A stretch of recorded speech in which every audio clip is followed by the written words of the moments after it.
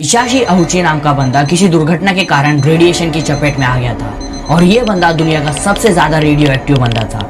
इसकी कहानी इतनी ज्यादा दर्दनाक है कि शायद से आप इस वीडियो को पूरा भी ना देख पाओ।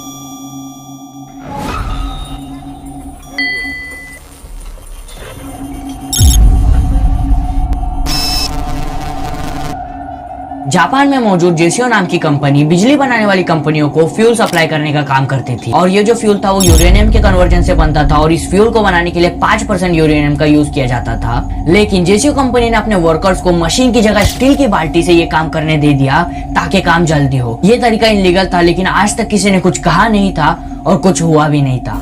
सितंबर 1999 ये महीना इतिहास रचने वाला था। कंपनी अपने शेड्यूल प्रोडक्शन से बहुत ज्यादा पीछे चल रही थी। मैनेजमेंट से लेकर वर्कर सबके ऊपर बहुत ज्यादा दबाव था। जो काम मशीन से करना था वो काम तो पहले ही यहाँ का वर्कर स्टील की बाल्टी से कर रहे थे, लेकिन इस महीने यूरेनियम का लेवल 5% की जगह 18% कर दिया गया ताकि फ्यूल जल्द से जल्द बन जाए। और साथ ही साथ तैयार सॉल्यूशन एक बड़ी सी मशीन के जरिए एक कंटेनर में जाना था, लेकिन वो काम भी कंपनी वालों ने अपने वर्कर्स को बाल्टी से करने पर मजबूर कर दिया और वहाँ के वर्कर उस सॉल्यूशन को बाल्टी के जरिए कंटेनर का ढक्कन खोलकर डायरेक्ट डालने लग गए, जो कि बहुत ज्यादा खतरनाक था और बहुत ज्यादा जानलेवा भी था।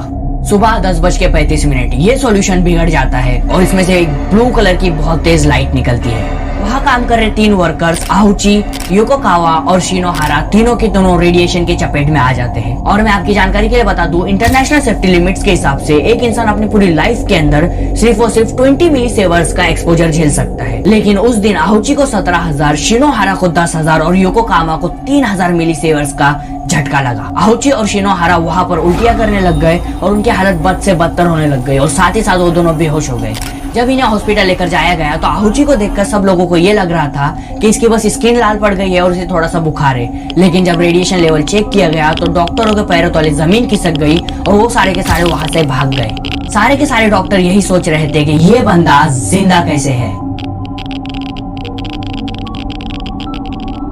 जब आहुची का डीएनए चेक किया गया तो पता चला कि रेडिएशन के कारण आहुची का डीएनए नष्ट हो चुका है।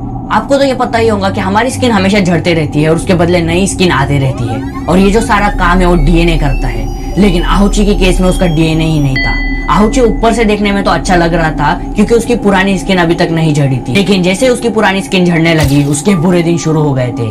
आहुची की बॉडी में मानो व्हाइट ब्लड सेल्स खत्म हो चुके थे और छोटे से छोटा बुखार या नॉर्मल सी बीमारी भी उसके लिए जानलेवा हो सकती थी। इसीलिए आहुची को एक स्पेशल रूम में शिफ्ट किया गया। आहुची के न्यू सेल्स बनना बंद हो चुके थे और पुराने सेल्स जल्द से जल्द झड़ रहे थे। इसके सॉल्यूशन में डॉक्टर्स ने एक तरकीब निकाली जिसका नाम था पेरिफेरल ब्लड सेल्स ट्रांसफर और बेस्ट मैच मिला आहुची की बहन का। इस प्रोसेस में डोनर के हेल्दी सेल्स को ट्रांसफर किया जाता है और आहुची दुनिया का पहला ऐसा बंदा था जिसे ये ट्रीटमेंट दी गई और ये ट्रीटमेंट धीरे धीरे सफल भी होने लगी। आहुची की हालत में सुधार आने लगा, लेकिन रेडिएशन का लेवल इतना ज्यादा था कि ये तरीका ज्यादा दिन तक काम नहीं किया।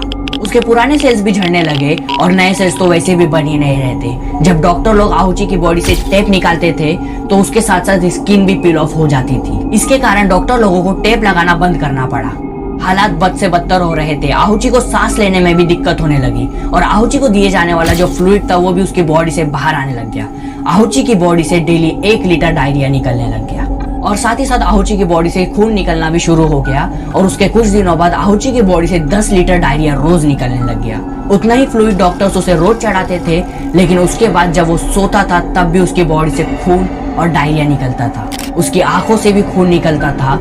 आहुची दर्द में था, बहुत ज्यादा दर्द में था। वो सो भी नहीं पाता था इस दर्द की वजह से, इसीलिए डॉक्टर उसे हाई लेवल ऑफ नार्कोटिक्स दिया करते थे ताकि वो सो जाए और उसकी बॉडी थोड़ी बहुत रिकवर हो जाए। डॉक्टरों की इतनी सारी कोशिशों के बाद भी अचानक से आहुची का दिल धड़कना बंद कर देता है और उसे इस नर्क भरी जिंदगी से आजादी मिल जाती है। लेकिन जापान के कानून के हिसाब से आहुची को फिर से जिंदा किया जाना था और आहुची को 3 बार झटके दिए गए और तीसरे झटके के अंदर आहुची की सांसें चलना शुरू हो गई। इस ऑन ऑफ की वजह से आहुची के बाकी ऑर्गन्स जो थे जैसे कि किडनी, लीवर वगैरह, उन्होंने भी जवाब दे दिया था।